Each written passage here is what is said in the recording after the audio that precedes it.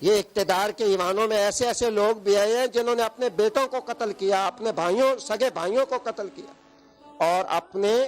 باپ تک کو قتل کرنے سے دریغ نہیں کیا اس اقتدار کے نشے کے اندر، اور یہ شہرت کا جو نشہ ہے اس میں آنے کی۔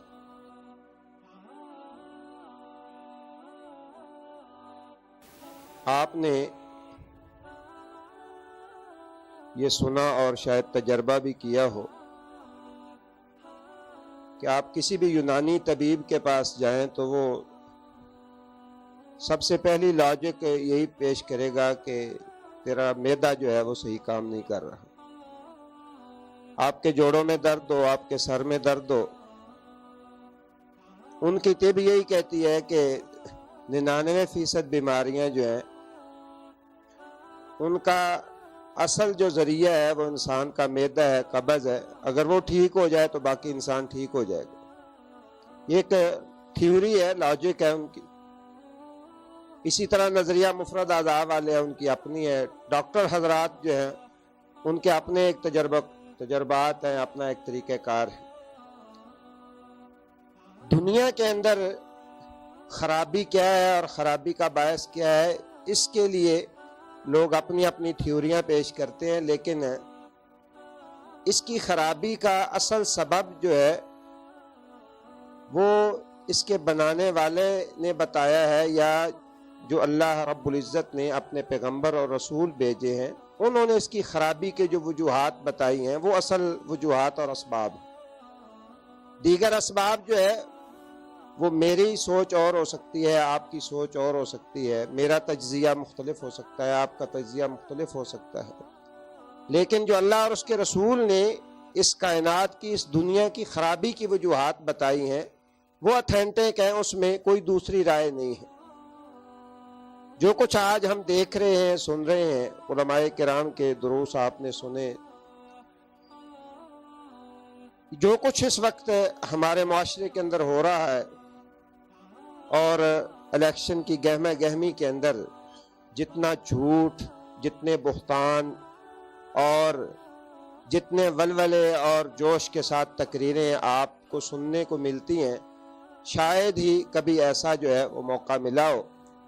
جو ہی الیکشن آتے ہیں یہ سارا سلسلہ ہمیں سننے کو ملتا ہے۔ ہر گروہ جو ہے وہ اپنی پارٹی کو ڈیفینڈ کرتا ہے، اپنے کینڈیڈیٹ جو ہے اس کی صفات اور خوبیاں جو ہے اس کے لیے آسمان کے کلابے میں لاتا ہے۔ جتنے بھی لوگ ہیں یقیناً ان میں بہت اچھے بھی ہوں گے، اور دنیا میں یہ سارا نظام تبھی چل رہا ہے کہ آفیسرز میں بھی اچھے ہیں، سیاستدانوں میں بھی اچھے لوگ ہیں، افواج کے اندر بھی اچھے لوگ ہیں جو مخلص ہیں، تبھی یہ نظام اور سلسلہ چل رہا ہے۔ لیکن اکثریت کی جو صورتحال ہے اقتدار کے ایوانوں میں، ان کے دو ہی مقاصد ہیں۔ یا تو شہرت کی طلب مقصود ہے، پیسہ اللہ نے دیا ہے لیکن شہرت کی طلب کے لیے لوگ اقتدار میں آتے ہیں، یا پھر مال اور پیسہ جو ہے وہ مقصود ہے۔ تیسرا مقصد جسے آج لوگ دعویٰ کرتے ہیں کہ جی ہمارا مقصد قوم کی خدمت کرنا ہے، وہ شاید اگر آپ یہ دو عنصر چھین لیں اقتدار کے ایوانوں سے، شہرت اور پیسہ، کہ جو بھی اقتدار کے اندر آئے گا اسے شہرت نہیں ملے گی، اسے پیسہ نہیں ملے گا، تو آپ ڈھونڈتے پھریں گے، آپ کو کوئی MNA MPA بننے والا جو ہے وہ ملے گا نہیں۔ اب ہر حلقے کے اندر جو ہے وہ 10 15 کینڈیڈیٹ کھڑے ہیں۔ یہ دو سبب ہیں جس وجہ سے یہ سارا طوفان بدتمیزی برپا ہے کہ لوگ یا پیسے کی طلب میں یا شہرت کی طلب میں آگے بڑھ رہے ہیں، اور یہ دونوں امور ایسے خطرناک ہیں کہ رسول اکرم صلی اللہ علیہ وسلم نے فرمایا ہے کہ یہ دو بیماریاں جس قوم کو لگ جائیں تو اس کا دین جو ہے وہ ایسے برباد ہو جاتا ہے۔ اتنا بھوکے بھیڑیے نقصان نہیں کرتے پیڑوں کا جب انہیں چھوڑ دیا جائے پیڑوں کے باڑے میں، جتنا یہ دو بیماریاں اگر انسان کو لگ جائیں تو انسان کے دین کو برباد کر دیتی۔ سیدنا کعب بن مالک انصاری رضی اللہ تعالیٰ عنہ کہتے ہیں کہ رسول اکرم صلی اللہ علیہ وسلم نے ارشاد فرمایا ما ذئبان جائعان ارسلا فی غنم القوم، دو بھوکے بھیڑیے، ایک نہیں دو، تاکہ وہ مقابلہ کریں، یہ مقابلہ بازی ہے۔ فرمایا انہیں کسی آدمی کی بھیڑوں کا جو باڑا ہے اس کے اندر ان کو چھوڑ دیا جائے، اتنا وہ ان بھیڑوں کا اور ان بکریوں کا نقصان نہیں کریں گے جتنا دو چیزیں انسان کے دین کا نقصان کرتی ہیں، انسان کے دین کو برباد کرتی ہیں۔ ایک فرمایا حرص المرء علی المال، ایک بندے کو مال کی ہوس اور حرص لگ جائے، والشرف، اور دوسرا بڑا بننے کا شوق، شہرت کی طلب۔ فرمایا یہ دو بیماریاں جو ہے یہ انسان کے دین کو بگاڑ کے رکھ دیتی ہیں۔ یہ معاشرے کے عام فرد سے شروع ہوتی ہیں اور اقتدار کے ایوانوں تک جاتی ہیں۔ اس میں علماء بھی شامل ہو جاتے ہیں اور اس میں عوام بھی شامل ہو جاتے ہیں۔ کوئی ضروری نہیں ہے کہ یہ بیماری جو ہے وہ کسی اقتدار والے کو ہی لگے، اس میں فوجی بھی ملوث ہو سکتا ہے، اس میں جج بھی ملوث ہو سکتا ہے، اس میں عالم دین جو ہے وہ بھی اس کی زد کے اندر آ سکتا ہے۔ تو یہ بیماری جو ہے اس سے اپنے آپ کو بچا کے رکھنا چاہیے، اور یہ بہت ہی انسان کی دانائی ہے، عقل مندی ہے کہ انسان اپنے آپ کو اس بیماری سے دور رکھے، اور بہت ہی مشکل ہے کہ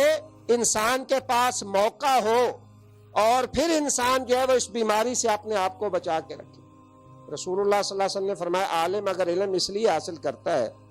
لیماری بہ السفہاء، کہ لوگوں کو بے وقوف بنا کے اپنے علم کا ڈنکا بجائے، فرمایا جنت کی خوشبو بھی اسے نہیں ملے گی۔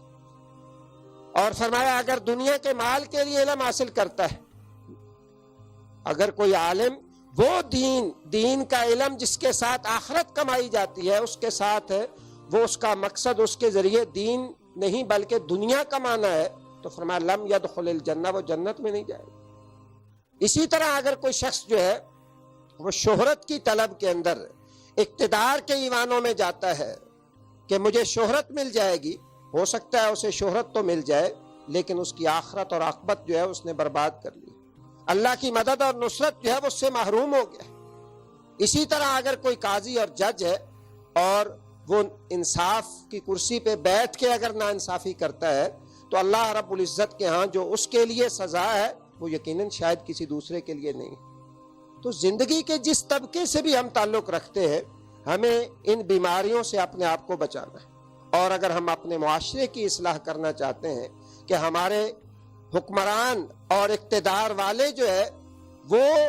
ہمارے لیے مفید ثابت ہوں، تو اپنے معاشرے سے یہ دو بیماریاں نکال دیجئے، مسلم حکمرانوں سے اور اس طبقے سے،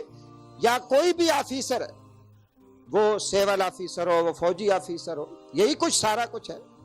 نوکر چاکر، ٹیکا، ہوٹر والی گاڑی، یہ ایسا نشہ ہے کہ جس بندے کو لگ جاتا ہے پھر وہ اپنے بھائی کو بھی مارتا ہے، پھر اپنے بیٹوں کو بھی لوگ قتل کرتے ہیں۔ آپ تاریخ پڑھ کے دیکھیں کہ یہ اقتدار کے ایوانوں میں ایسے ایسے لوگ بھی آئے ہیں جنہوں نے اپنے بیٹوں کو قتل کیا، اپنے سگے بھائیوں کو قتل کیا، اور اپنے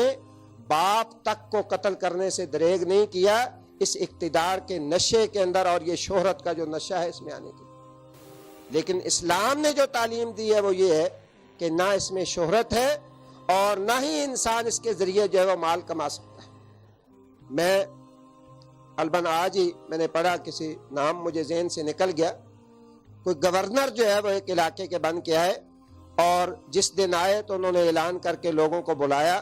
کہ آج میں تمہارے علاقے کے اندر آیا ہوں، یہ میرا مال ہے، جس دن میں اس شہر سے نکلا اگر میں اس سے زیادہ مال لے کے گیا تو میں چور ہوں گا، تم مجھے جو ہے وہ پکڑ لینا۔ اور سیدنا ابو ذر رضی اللہ تعالیٰ عنہ، دیگر صحابہ کرام رضوان اللہ علیہ مجمعین، ان کی سیرت، صحابہ کرام کی سیرت ہمیں یہ بتاتی ہے کہ وہ لوگ شہرت کے کبھی بھی طلبگار نہیں تھے۔ سیدنا عمر بن خطاب رضی اللہ تعالیٰ عنہ پھٹے پرانے کپڑے پہن کے جا رہے ہیں، اور خالد بن ولید میدان جنگ کے اندر لڑ رہے ہیں،